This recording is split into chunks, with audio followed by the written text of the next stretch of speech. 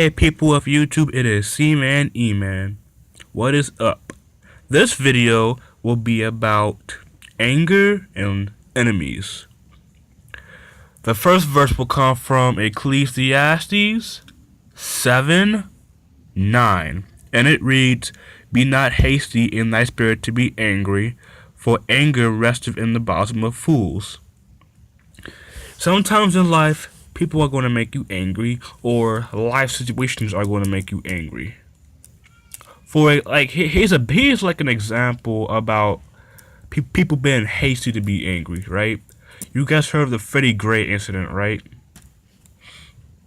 And then people got upset when they thought only white officers were involved. But the thing is, Freddie Gray, he was running. So that caused the police to suspect something, But at the time, we didn't really know the whole situation. But then after people found out that there were black officers involved, they calmed down. See? It's best in situations like that to know all the facts instead of making a quick assumption about things and then getting angry about it. Sometimes you just need to put that anger aside and move on. You know what I mean? Give me one moment. Okay, the next verse comes from Ephesians 4:26 and 27, and it reads, "Be ye angry and sin not. Let not the sun go down upon your wrath. Neither give place to the devil." Okay, for verse 26, it explains that sometimes you're going to get angry regardless in life. People make you angry, life makes you angry, etc., etc. But did you know that being angry is not a sin? It is not a sin because God gets angry. God got angry in the Bible when people, kept hardening their hearts and not obeying Him and doing things that they weren't supposed to do. And that made God angry. Being angry is not bad.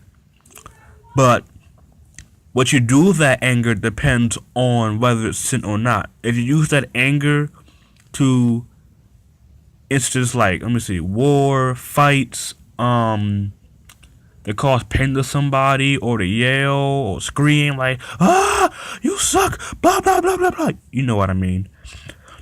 That's when it turns to sin. But also, when you also get angry, don't let that anger prolong. Don't let it hide in your heart. Like, don't keep that anger inside. Try your best with God's help to get that stuff out of you, or to let it go. Because if anger stays in your heart for too long, it's very, very hard to get out of it. Let me give you. I'll wait to give you guys the example on the final verse. And also it says here, neither give place to the devil. First, let me say this. The devil is a real person, okay? We may not see him, but the devil is real. He doesn't represent something. He doesn't represent evil or anything. He is real. Just like God. He's not stronger than God because the devil is a created being. God created the devil, but the devil decided to betray God. But again, the devil is a real person. Okay? Just letting you guys know that. Alright, give me a moment.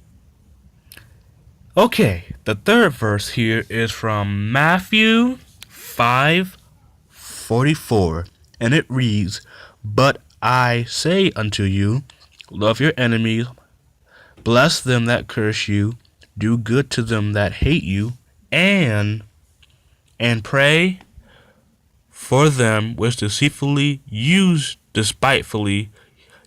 you and persecute you." Now, what this verse means is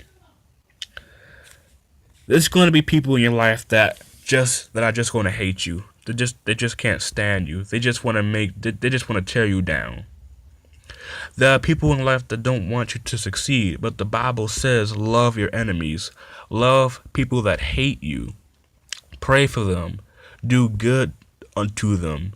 Because if you replace evil with evil, that's just going to make things worse. If you give them love, that may transform them, That is the best way to deal with situations like this. Do good to your enemies that hate you. That's the best thing you can do. Again, there are some times in life people are going to make you angry, but do not do bad unto those that hate you, because the Bible says revenge is his. God's got things covered. You're his child. If you are saved, you are God's child. God got you covered. You just have to give it to him and talk to him about it. Just pray for your enemies. You never know. Because you're kind to your enemies, they may get saved. You know what I mean? Alright? By the way, when I say saved, I mean saved by Jesus Christ, not by the person that, that's nice. Just saying. Okay, now to the next and final verse.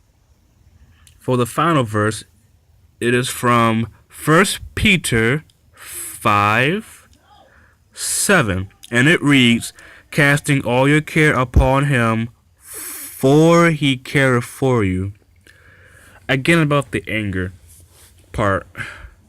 If you feel like that anger is still bothering you, it's hard for you to let it go, give it to God.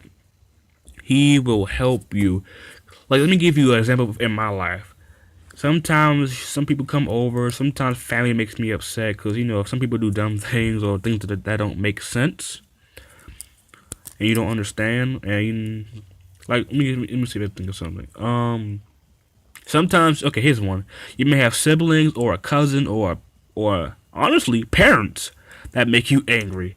But God if you give it to the Lord, your heart will calm down. Like for me, one time my parents made me angry for something that clearly didn't make any sense. I gave it to God. I said, "God, please, this anger is driving me crazy. I don't want to be angry, Lord, because I don't want this to prolong." After I gave it to God, that feeling in my chest, what's where anger makes you feel, it gave me peace. I'm not just saying this is actually a real example, guys. It really is. I'm being down to earth. Sometimes your parents make you angry. They really do. But I love my parents. Don't worry, good. I love my family. Sometimes we make them angry. That's just a part of life, Sometimes your friends make you angry. Sometimes your siblings, your girlfriend, your wife, your kids. That's life, guys.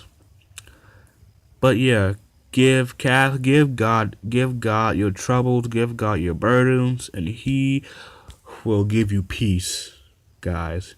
Trust me. Try it out for yourself and believe and have faith. It will work. But first, you got to be saved first for it to really mean something in your life.